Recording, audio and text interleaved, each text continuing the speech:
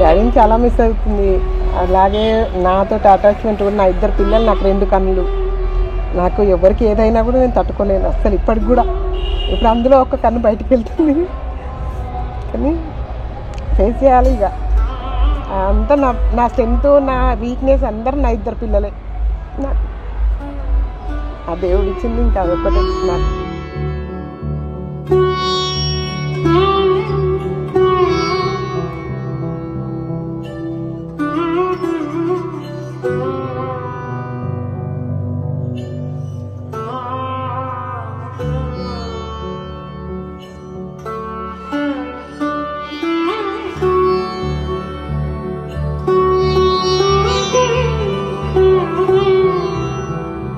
తమ్ముడు అంటే he's the best brother forever అని చెప్తాను. కానీ బట్ ఎమోషనల్ కూడా. వాడి ధైర్యం వల్లనే నేను ఇక్కడ వరకు వచ్చాను. వాడు చాలా కేర్ చేస్తాడు నన్ను. రిస్ట్రిక్ట్ అయితే ఎప్పుడు చేయలేదు ఇప్పటి వరకు.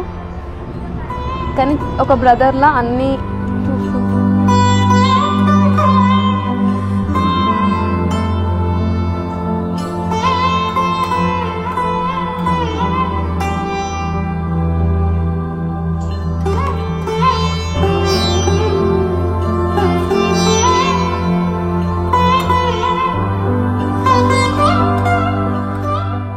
బాధ ఉంది కానీ బయట చెప్పుకోవట్లేడు వాడు.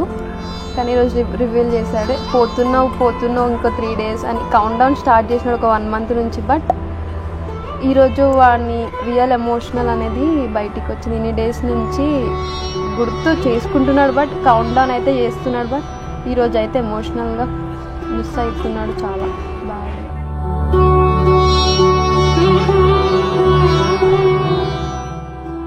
టాటూ నా బర్త్డేకి టాటూ వేయించుకున్నారు.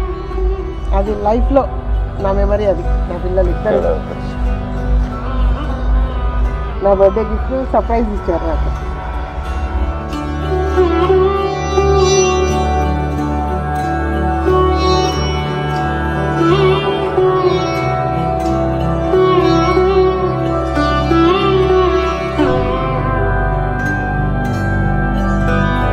సంతోషంగా ఉండాలి నాన్న. నేను ఇంత కష్టపడి దానికి హ్యాపీనెస్ ఇచ్చాను, అది నిలబెట్టుకోవాలని కోరుకుంటున్నాను అంతే, ఇంకేం లేదు.